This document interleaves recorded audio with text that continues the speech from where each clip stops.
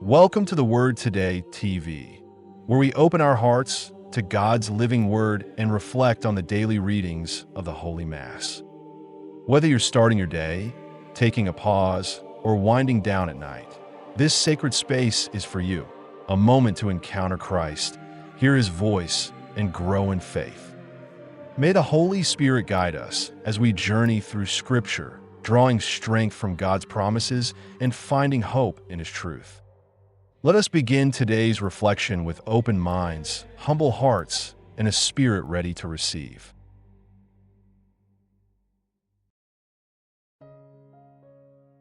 March 22nd, 2026, Fifth Sunday of Lent. Let us now listen to the Word of God. A reading from the book of the prophet Ezekiel. Because of this, prophesy and say to them, Thus says the Lord God, Behold, I will open your sepulchres, and I will lead you away from your tombs, O my people, and I will lead you into the land of Israel.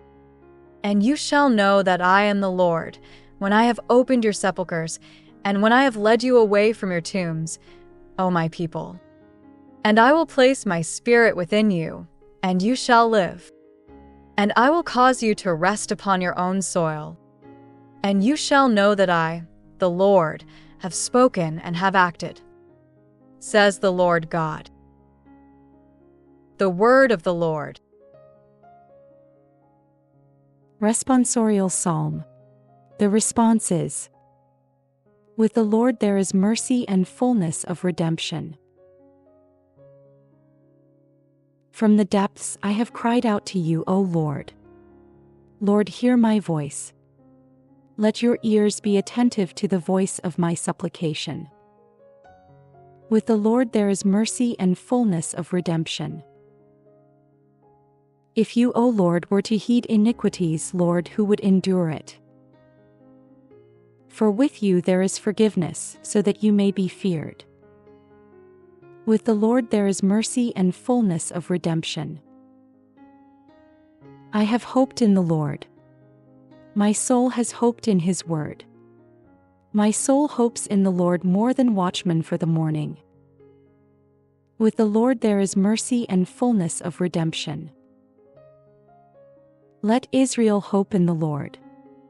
For with the Lord there is mercy, and with Him there is bountiful redemption. And He will redeem Israel from all his iniquities. With the Lord there is mercy and fullness of redemption. A reading from the letter of St. Paul to the Romans.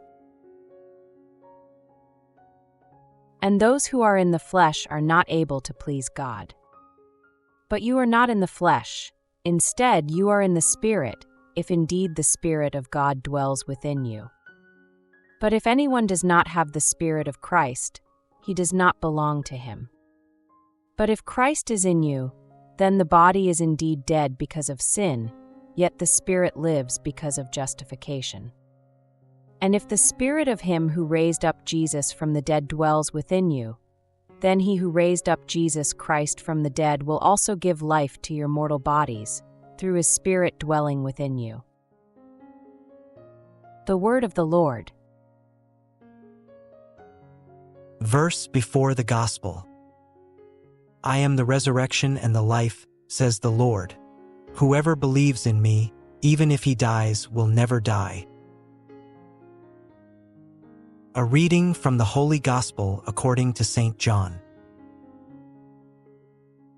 Now a certain man was sick, Lazarus from Bethania, from the town of Mary and her sister Martha. And it was Mary who anointed the Lord with ointment and wiped his feet with her hair. It was her brother Lazarus who was sick. Therefore his sisters sent to him, saying, Lord, behold, he whom you love is sick. But when Jesus had heard this, he said to them, This sickness is not unto death, but for the glory of God, so that the Son of God may be glorified through it. Now Jesus loved Martha and her sister Mary and Lazarus. Therefore, when he had heard that he was sick, he still remained in the same place for 2 days. Then, after these things, he said to his disciples, "Let us go into Judea again." The disciples said to him, "Rabbi, the Jews were just now seeking to stone you, and you would go there again." Jesus responded, "Are there not 12 hours in the day? If anyone walks in the day, he does not stumble, because he sees the light of this world. But if he walks in the night, he stumbles, because the light is not in him." These things he said, and after this he said to them, "Lazarus, our friend, sleeps. But I am going so that I may awaken him from sleep." Therefore his disciples said, "Lord, if he sleeps, he will be healthy." But Jesus had spoken about his death, yet they thought that he had spoken about the repose of sleep. Therefore Jesus then said to them plainly, "Lazarus is dead, and I am glad for your sake that I was not there so that you may believe. But let us go to him." Therefore Thomas, who is called Didymus, said to his fellow disciples, "Let us also go so that we may die with him." And so Jesus arrived and found that he had already been in the tomb for 4 days. Now Bethania was near Jerusalem, about 15 stadia. And many of the Jews had come to Martha and Mary, so as to console them over their brother. Therefore Martha, when she had heard that Jesus was coming, went to meet him. But Mary sat at home. Therefore Martha said to Jesus, "Lord, if you had been here, my brother would not have died.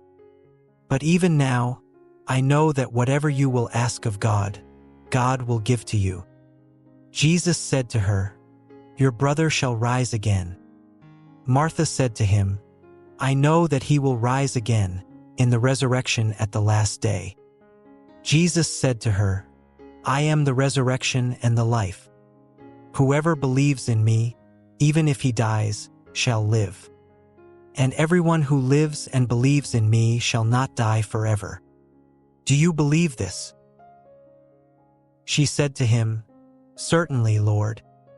I have believed that you are the Christ, the Son of the living God, who has come into this world."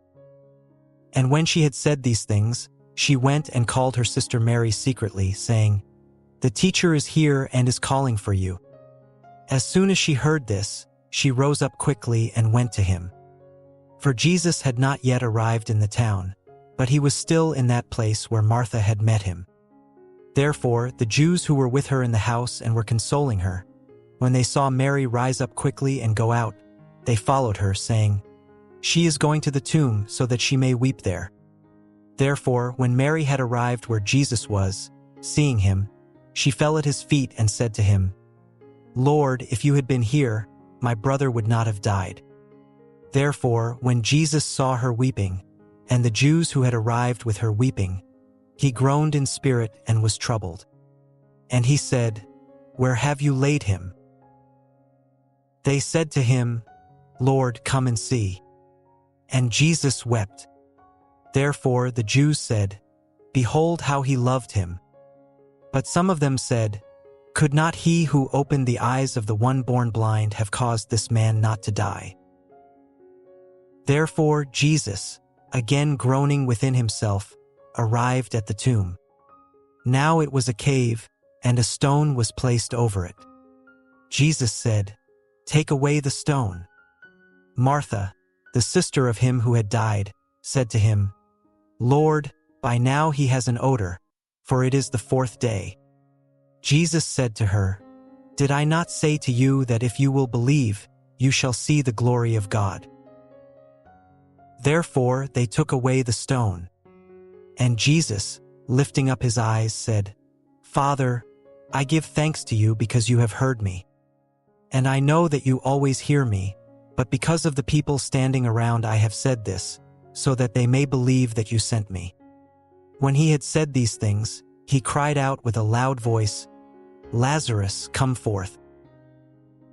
And immediately, he who had been dead went out, bound at the hands and feet with bandages, and his face was bound with a cloth.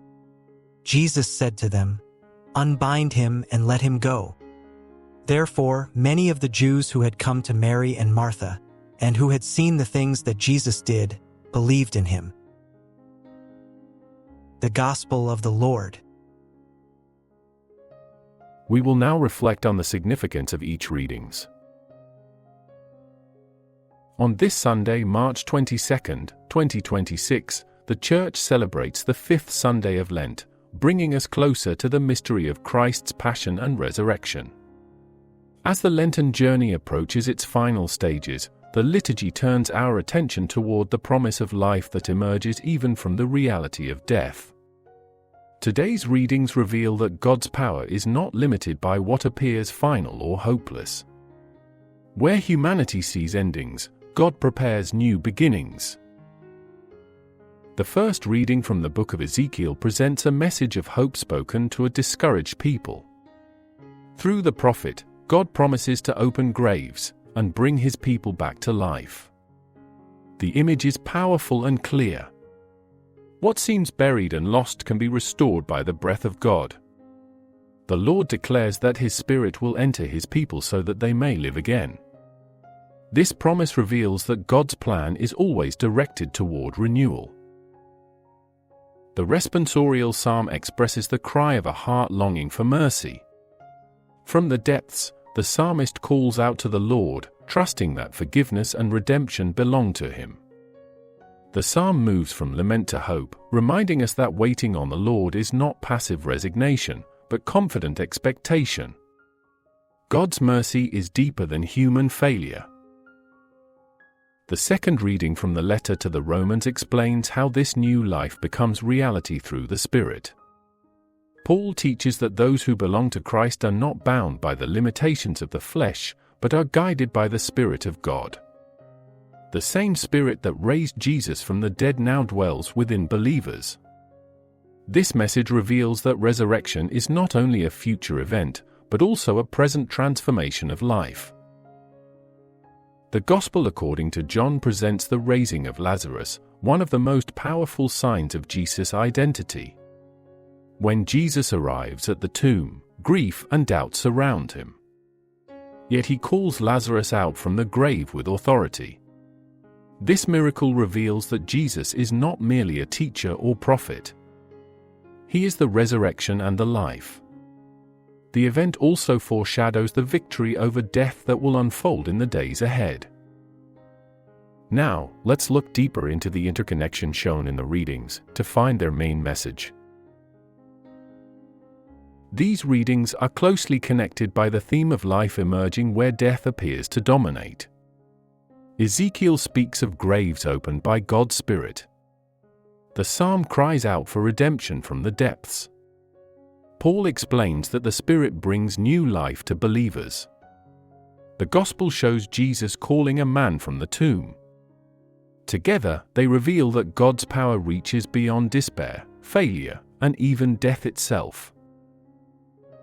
The central message of today's liturgy is that hope rooted in Christ overcomes every form of darkness. Lent teaches us to face our limitations honestly, but it also reminds us that the final word belongs to God. Jesus stands before every tomb of fear, sin, or discouragement, and calls us into life. When we listen to his voice and trust his promise, the Spirit begins to renew what seemed lost.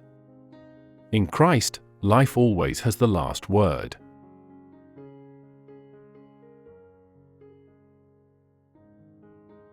Let us pray. Lord God, you are the source of life and the hope that reaches even into the depths of our struggles.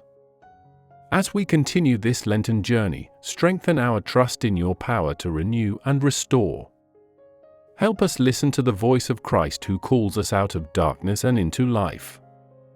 Fill us with your Spirit so that we may walk forward in faith and hope.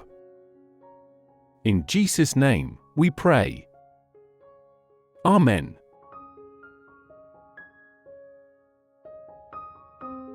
Thank you for listening to the insights of today's Mass readings. Please like and subscribe and share with your family and friends.